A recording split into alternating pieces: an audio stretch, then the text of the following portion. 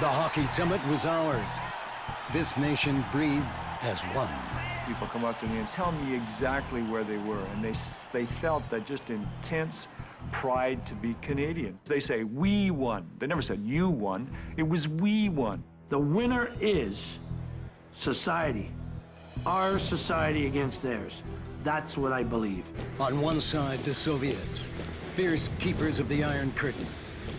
A propaganda machine second to none. On the other, Canada. We had hockey. Consensus held that Russia would be lucky to win one of the 8-game series, and certainly none of the first 4. All played in Canada. We started the game, boom, we get a goal. Within 2.5 minutes, we're up 2-0. Oh man, this is a cakewalk. But they tied it up in the first. We all of a sudden had a reality check. We were caught off guard. It was not a good night. They're coming at us in waves. We're in trouble. They humiliated us 7-3. Shock replaced talk. We won 4-1 in Toronto. Pete Mahavlich soared, and things seemed to go right again. In Winnipeg, we clawed out a Game 3 tie. Good thing, because 2 nights later in Vancouver, we looked terrible. The 5-3 score flattered Canada. Pacific Coliseum fans rained boos down on the home team.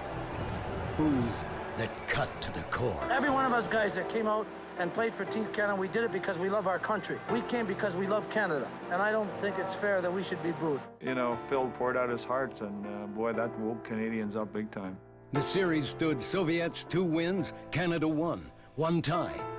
Hope was fading. Then some hockey magic on the road to Moscow.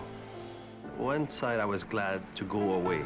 You feel more united, and it became a team in Russia. With Russia's grip tightening, Game 5 opened at Moscow's Luzhniki Ice Palace.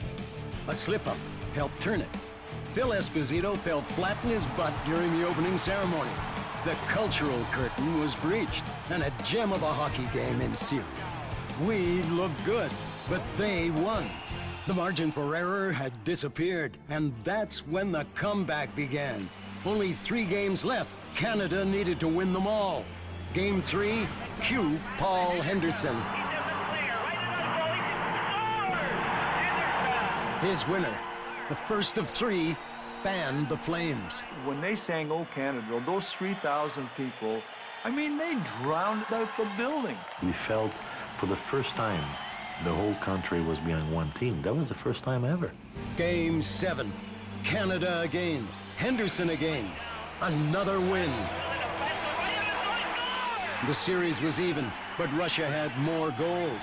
A Game 8 tie would give them the series. Back home, everyone focused on the final showdown. Canada trailed 5-3 40 minutes in, but ours is a powerful hockey force. They couldn't match our intensity. Skill-wise, everything else they could match it. Not the emotion and not the intensity. Esposito going and he shoots. Oh, right spot of the net. Esposito banged that. Here's another shot by Cournoyer. He scores! Canada has tied it up. Cournoyer has it on that wing. Here's the shot. In the end, it was Henderson one last time. Here's another shot. Right by the score.